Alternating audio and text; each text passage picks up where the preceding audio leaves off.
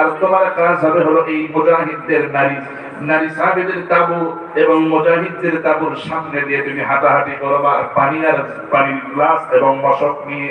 কারণ হলো যুদ্ধের ময়দানে আমার মুজাহিদেরা যুদ্ধ করতে করতে তাদের শরীর থেকে অনেকের ঘাম ঝরে পড়বে, তারা তৃষ্ণার্ত হয়ে যাবে, পানির পিপাসা লাগবে, এবং পানির পিপাসা লাগা মাত্রই কেউ যদি দৌড়ে চলে আসে পানি খাওয়ার জন্য এই তাঁবুর কাছে, যেন সময় নষ্ট না হয়ে যায়, পানি যেন খুঁজতে না হয়, এজন্য তুমি এই পানি পান করানোর দায়িত্ব পালন করবা তাঁবুর বাইরে। এই দুইজন নারীকে আবার নবী তাঁবুর বাইরে দায়িত্ব দিলেন। এবার নুসাইবা বিনতে কাব রাদিয়াল্লাহু তাআলা বললেন, ইয়া রাসূলুল্লাহ, আপনি কোনো চিন্তা করবেন না, আমি এই দায়িত্ব ভালোভাবেই পালন করে যাব। এবার যুদ্ধের ময়দানের অবস্থা আপনারা সবই জানেন। এই জিহাদের ময়দানে প্রথম পর্যায়ে মুসলমানরা বিজয় অর্জন করেছিল প্রায়, কিন্তু একটা ভুল করার কারণে ওই যে আব্দুল্লাহ বিন জুবায়ের রাদিয়াল্লাহু তাআলা নামক সাহাবী, আমার নবীজি তাকে দায়িত্ব দিয়েছিলেন গিরিপথের নিরাপত্তা দেওয়া। গোপন পথ, ইহুদে ঢোকার যে একটা গোপন গিরিপথ, আমার নবীজি বলেছিলেন আব্দুল্লাহ বিন জুবায়ের রে, 50 জন তীরন্দাজকে তোমার সাথে দিলাম, এই গিরিপথের নিরাপত্তা দিবা, কেউ যেন ঢুকতে না পারে।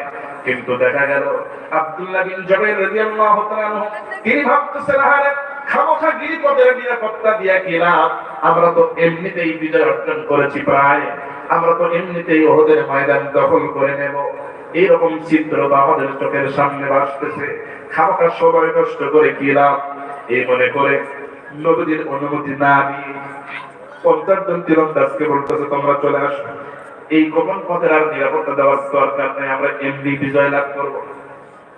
এবার এই যে ভুলটা করলেন, গিরিপথ থেকে সবাই সরে এলেন।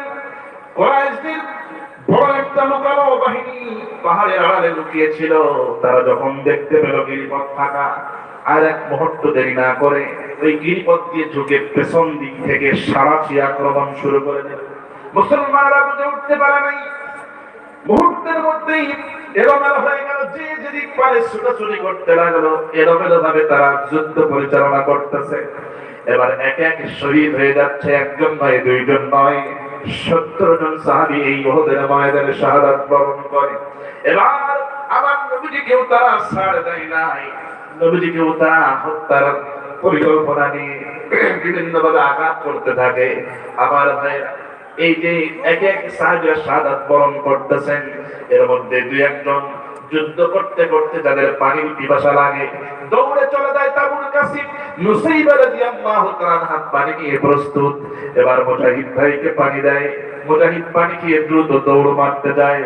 নারী সাহাবী নুসাইবা বলে, ও মুজাহিদ ভাই, যুদ্ধের ময়দানের কি অবস্থা, এখন কেমন এমন বিভীষিকাময় বোঝা যায়, কি খবর? এবার সাহাবী বলে, ও বোন নুসাইবা, খবর খুব বেশি ভালো না, আমাদের 3 ভাইরা একে একে শহীদ হয়ে যাচ্ছে, নবীজির খবর আমরা বলতে পারতেছি না, হঠাৎ করে যুদ্ধের অবস্থা পরিবর্তন হয়ে গেছে। এবার এই বলে দৌড়ে চলে যায় নুসাইবা রাদিয়াল্লাহু তাআলা, মনে মনে ভাবেন, আহারে আহারে, আমাকে পানি পান করানোর দায়িত্ব দেওয়া হয়েছে, যদি আজকে আমি তরবারি ধারণ করতে পারতাম, সারাটা জীবন যেই প্রশিক্ষণ আমি গ্রহণ করেছি, যেই যুদ্ধের সুনাম, যে যোদ্ধা আমি নারী, আজকে ওহদের ময়দানে আমার মুজাহিদ ভাইদেরকে শহীদ করা হচ্ছে, আমি যদি তাদের যুদ্ধের সাথী হতে পারতাম তাহলে ধন্য হয়ে যেতাম। কিন্তু নবীজি তো আমাকে যুদ্ধের ময়দানে তরবারি ধরার পারমিশন দেন নাই, নবীজি আমাকে পানি পান করানোর দায়িত্ব দিয়েছে, এই দায়িত্ব আমাকে পালন করে যেতে হবে, ময়দানে যা হয়ে যায় যাক। নবীজির অর্ডার ছাড়া তো যাওয়া যাবে না, যুদ্ধে তরবারিও ধরা যাবে না। আমার ভাইরা, নবীজিকে একটা পর্যায়ে কাফেররা কি করলো, একজন কাফির পাহাড়ের উপর থেকে বড় একটা ওজনের পাথর নবীজির মাথায় মেরে দিল।